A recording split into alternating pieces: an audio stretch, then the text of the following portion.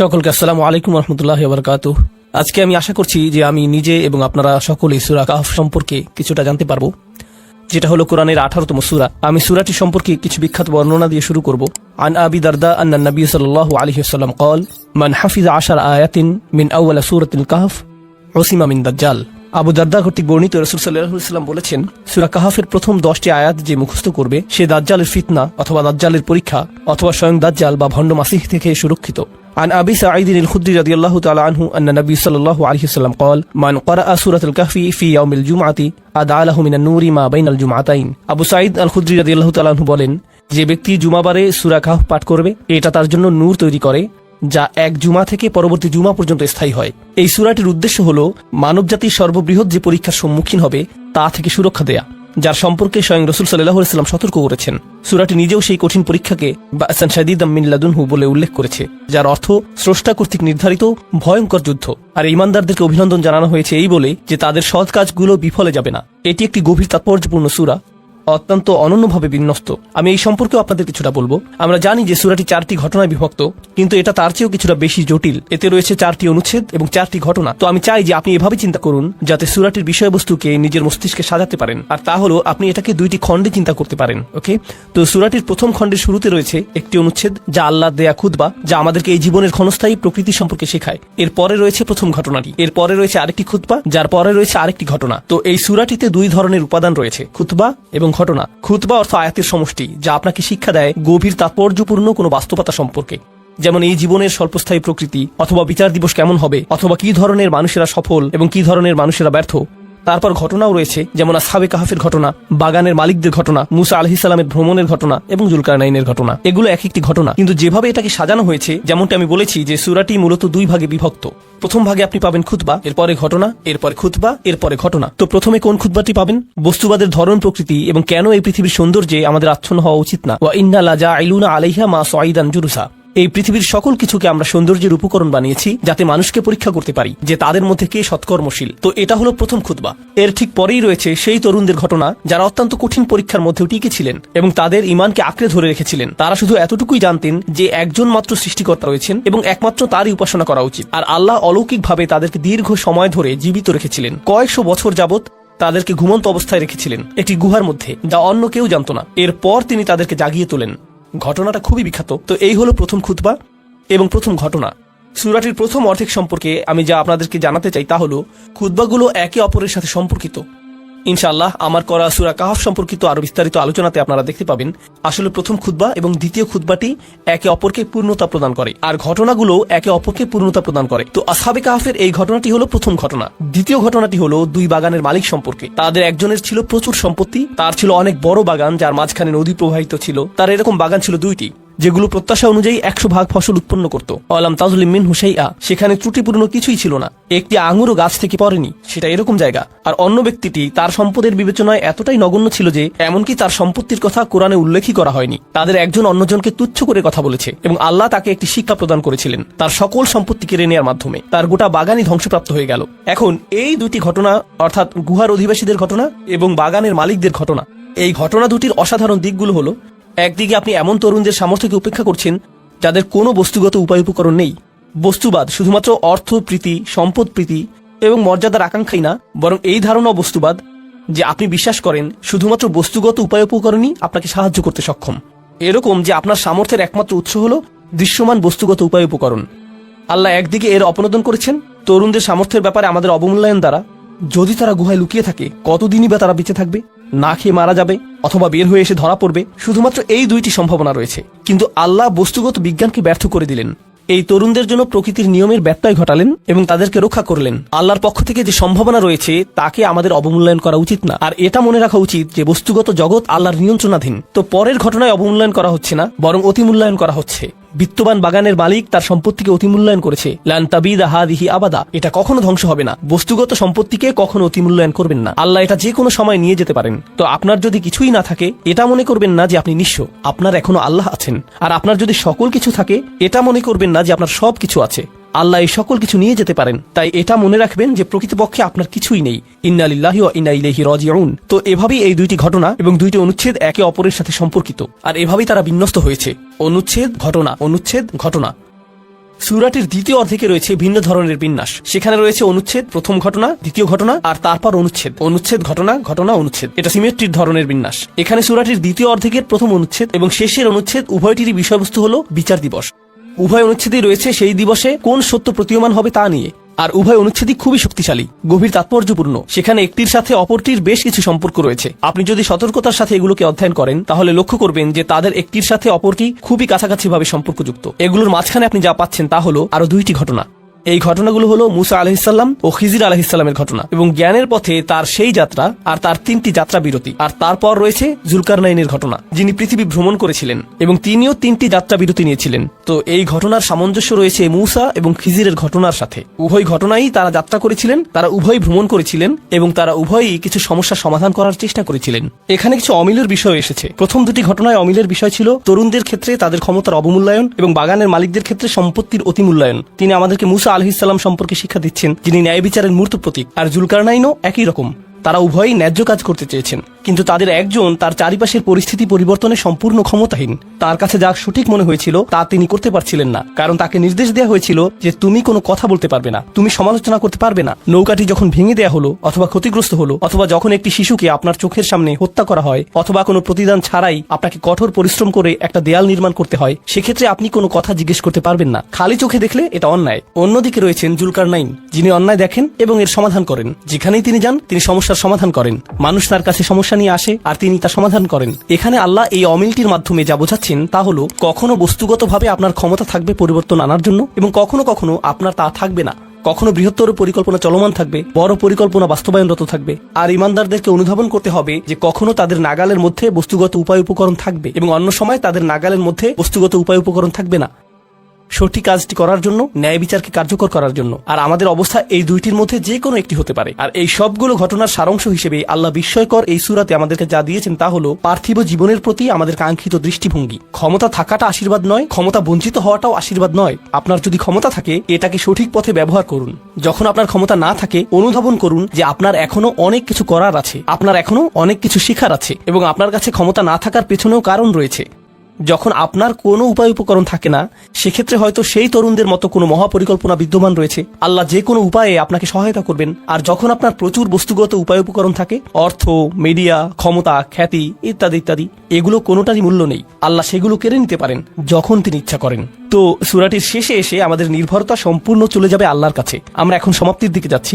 দাজ্জালের ধারণাটি হলো আসলে এমন কেউ যে বস্তুগতভাবে, বাহ্যিকভাবে, পার্থিবভাবে অবিশ্বাস্য জিনিস তৈরি করতে পারে। সে এমন জমিতে শস্য উৎপাদন করতে পারে যেখানে কোনো ফসল হয় না। সে এমন গতিতে ভ্রমণ করতে পারে যা অন্য কেউ পারে না। সে মৃতকে জীবিত করতে পারে এবং এমনভাবে উপস্থাপন করতে পারে যেন মৃত ব্যক্তি জীবিত ফিরে এসেছে। সে এই সকল বিস্ময়কর পার্থিব বস্তুগত কাজ করবে আর মানুষ এটা দ্বারা সম্মোহিত হয়ে যাবে এবং তার উপাসনায় লিপ্ত হবে। ইমানদারদেরকে নির্দেশনা দেওয়া হয়েছে যে এই সূরাটি তোমাদেরকে উজ্জীবিত করে রাখবে, কারণ এই সূরাটির কারণে তুমি যা দেখো তার দ্বারা সম্মোহিত হয়ে পড়বে না। আপনি বুঝতে পারবেন যে আপনি যা দেখতে পান এর একটি বাস্তবতা রয়েছে, কিন্তু এর চেয়েও অনেক বেশি বাস্তবতা রয়েছে যা আপনি আমি দেখতে পাই না এবং উপলব্ধি করতে পারি না। আর এটাই আল্লাহ আযজা ওয়া জাল্লার ক্ষমতা, যা সর্বদা কার্যকর। এই বলে আমি গভীর তাৎপর্যপূর্ণ এবং চমৎকার এই সূরাটির সারসংক্ষেপের এই আলোচনার প্রতি শুক্রবার এটি পাঠ করার চেষ্টা করুন। এটা আপনার জন্য খুবই খুবই উপকারী। উপসংহার টানছি।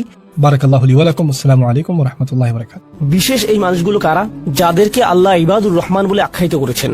এই দৃষ্টিভঙ্গি অনুযায়ী এই হলো গুণাবলীগুলোর একটা তালিকা। যদি এর সবগুলোর অধিকারী হতে না পারেন আপনি আসলে ব্যর্থ হয়েছেন। এটা হলো একটা দৃষ্টিভঙ্গি। তো আমাদের যে কারো জন্য আমরা যদি প্রথম দৃষ্টিভঙ্গি দিকে লক্ষ্য করি তখন বলবো আমি তো তাহলে অকৃতকার্য হয়ে গেলাম। কিন্তু এটাকে দেখার আরেকটা পরিষ্কার দৃষ্টিভঙ্গি রয়েছে, আর সেটা হলো এই প্রত্যেকটি হলো পৃথক শ্রেণীর মানুষের জন্য। তাদের প্রত্যেকেই হলেন পৃথক শ্রেণীর মানুষ। তাদের মধ্যে সাদৃশ্যপূর্ণ বৈশিষ্ট্য হলো তারা সকলেই ঈমানদার। কিন্তু এক্ষেত্রে একটা বিষয় হলো, আর এই ধারণাটি আমি সূচনায় আপনাদেরকে বলবো, আমরা সকলে একরকম নই। যেমন আজকের জুমার পর এক নারীর সাথে আমার সাক্ষাৎ হয়েছে। তিনি আমার কাছে এসে বললেন আমি প্রতিদিন 3 ঘন্টা ধরে তাহাজ্জুদের নামাজ পড়ি। আক্ষরিকভাবে এটাই তিনি আমাকে জিজ্ঞেস করেছিলেন, এটা কি ঠিক আছে? আর আমি বলেছিলাম আপনাকে এই জন্য পুরস্কৃত করা উচিত, কারণ অনেকের জন্য নিয়মিত 5 মিনিট তাহাজ্জুদ পড়াও অসম্ভব। কখনো কখনো মানুষের জন্য সময় মতো ফজরের নামাজে ওঠাও অত্যন্ত কঠিন হয়ে যায়। আর এই নারী 3 ঘন্টা নামাজ পড়ছেন। আমি বললাম কিসের তাড়নায় আপনি এটা করতে পারছেন? তিনি বললেন কি করব, আমি টিভি দেখবো? তার চেয়ে বরং আল্লাহর সাথে কথা বলে সময় কাটাই। এটাই তিনি আমাকে বলেছেন। আমি সম্মানিত বোধ করছি যে তিনি আমার কাছে এসে প্রশ্নটি করেছেন। আমার উচিত ছিল তার কাছ থেকে পরামর্শ নেয়া, এমন মানুষের কাছ থেকে যারা আল্লাহর নৈকট্য প্রাপ্ত। আমি যা বলতে চাচ্ছি তা হলো, আমরা সকলে একরকম নই। তিনি যা করেছেন আমি তা করতে পারবো না। আমি সত্য কথা বলছি, এই নারী যা করেন আমি তা করতে সক্ষম নই, আর আমি তার এই যোগ্যতার প্রতি সম্মান জানাই। আল্লাহ এই অভ্যাস বজায় রাখতে তাকে দৃঢ়তা দান করুন। কিন্তু আমরা তো জানি এমন মানুষ রয়েছেন যারা অন্যদেরকে সাহায্য করার ক্ষেত্রে অসাধারণ। তাদের যোগ্যতা, তাদের পারদর্শিতা হলো অন্য মানুষকে সাহায্য করা। আরেক ধরনের মানুষ রয়েছে যাদের এই গুণটি রয়েছে যে যখন তারা মানুষের চারপাশে থাকেন মানুষ ভালো অনুভব করে।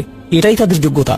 আপনি শুধু তাদের কাছে যাবেন, যদি তারা কোনো কথা নাও বলেন, আপনি শুধু তাদের সাথে সময় কাটাবেন, তখন নিজের ভিতর একটা প্রশান্তি অনুভব করবেন, শান্তি অনুভব করবেন। আল্লাহ আমাদের সকলকে বিচিত্র যোগ্যতা দিয়েছেন। এই অনুচ্ছেদের ব্যাপারে এই বিষয়টাই আমার কাছে অনেক বেশি বিশ্বাসযোগ্য মনে হয় যে এটা বিভিন্ন ইমানদারদের জন্য বিভিন্ন বিচিত্র গুণাবলীর উল্লেখ করেছে। ইমানদারদের একটি শ্রেণীর বিশেষ এক ধরনের গুণাবলী রয়েছে, ইমানদারদের অন্য একটি শ্রেণীর অন্য ধরনের গুণাবলী রয়েছে, সেটা তাদেরকে বিশেষ বৈশিষ্ট্যমণ্ডিত করে। আর আমরা যখন এই আয়াতগুলোতে অগ্রসর হব, আপনি হয়তো দেখবেন যে প্রথমটি আমার সাথে মিলছে না। আমি আশা করছি যে কমপক্ষে একটি গুণের অধিকারী হব। আপনি হয়তো একের অধিক গুণের সাথে মিল খুঁজে পাবেন, আর সেটাও আপনাকে ইবাদুর রহমান হিসেবে অন্তর্ভুক্ত করবে। এখানে প্রথম গুণটি চমৎকার। হয়তো ভাবতে পারেন যে আল্লাহ তাআলা হয়তো সবচেয়ে নৈকট্যপ্রাপ্ত বান্দাদের দিয়ে শুরু করবেন, যাদেরকে তিনি সবচেয়ে ভালোবাসেন। হয়তো তিনি তাদেরকে দিয়ে শুরু করবেন যারা সবচেয়ে বেশি নামাজ পড়ে, যারা তার উপাসনা সবচেয়ে বেশি করে, যারা আল্লাহর প্রতি আধ্যাত্মিক ধ্যানে সবচেয়ে মগ্ন। কিন্তু আল্লাহ কি দিয়ে শুরু করলেন? তিনি বললেন, আল্লাযীনা ইয়ামশুনা আলাল আরদি হাওনা। অবিশ্বাস্য রকম করুণাময় সত্তার বান্দারা, এই বিশেষ মানুষগুলো হলো তারা যারা বিনম্রতার সাথে পৃথিবীতে চলাফেরা করে। আল্লাযীনা ইয়ামশুনা আলাল আরদি হাওনা। সামনে এগোনোর আগে এটা দিয়ে কি বোঝাচ্ছে তা আমাদেরকে উপলব্ধি করতে হবে। এর অর্থ এটা না যে আপনি যখন রাস্তায় হাঁটবেন অর্ধেক রুকু করা অবস্থায় হাঁটবেন, এরকম ভাবে মাথা নিচু করে রাখবেন আর বলবেন যে আমি বিনয় প্রকাশ করছি। এটা বিনয় প্রকাশ করা নয়। আপনি সোজাভাবেই হাঁটবেন। আপনি মানুষের সাথে তাচ্ছিল্য সহ কথা বলবেন না। আর আলাল আরদি, এই ধারণাটি হলো যেখানেই যান, হয়তো ঘরে থাকতে পারেন, হয়তো কাজে থাকতে পারেন, হয়তো শিক্ষা প্রতিষ্ঠানে থাকতে পারেন, হয়তো আপনার কর্মচারীদের সাথে কাজে আছেন, হয়তো আপনার নিয়োগদাতার সাথে কথা বলছেন, হয়তো কথা বলছেন শিশুদের সাথে, অথবা কথা বলছেন বড়দের সাথে, হয়তো আপনার বাবা মায়ের সাথে কথা বলছেন, হয়তো এটা অন্য কেউ, হয়তো এটা মুসলিম হতে পারে অথবা অমুসলিম। যখনই মানুষের সাথে কথা বলেন এক ধরনের বিনয় থাকতে হবে। যেভাবে আপনি তাদের সাথে কথা বলবেন, কাউকে মূল্যহীন বোধ করাবেন না আপনার কথার দ্বারা।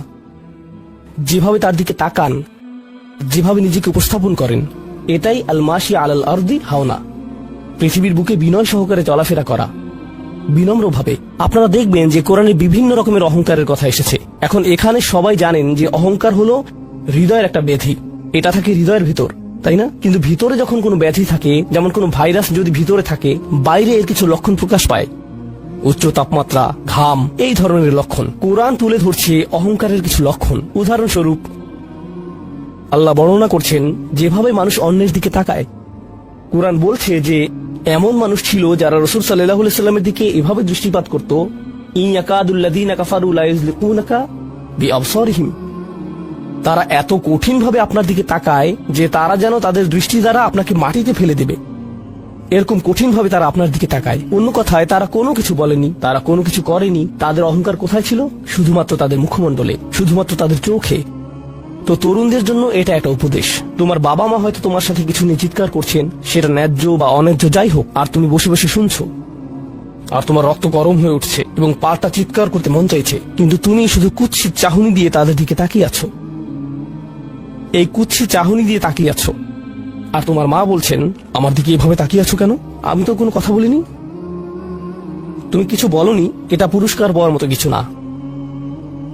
তুমি কিছু বলনি, এটা পুরস্কার পাওয়ার মতো কিছু না। কারণ অধ্যত্ত শুধু তোমার কথাতেই থাকে না।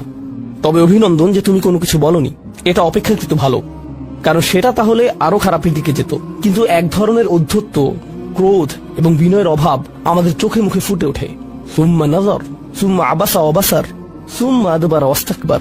শুধু যেভাবে কারো দিকে তাকান, শুধু যেভাবে ভ্রু কুঁচকান, শুধু যেভাবে চোখ ঘুরান, কখনো কখনো যেভাবে কারো দিকে তাকান, কখনো কখনো যেভাবে কারো দিকে না তাকান। কেউ আপনাকে সালাম দিয়েছে, আপনি তার দিকে তাকালেন না, অন্যদিকে ফিরলেন এবং তা উপেক্ষা করলেন, অথবা শুধু ওয়ালাইকুম আসসালাম বললেন।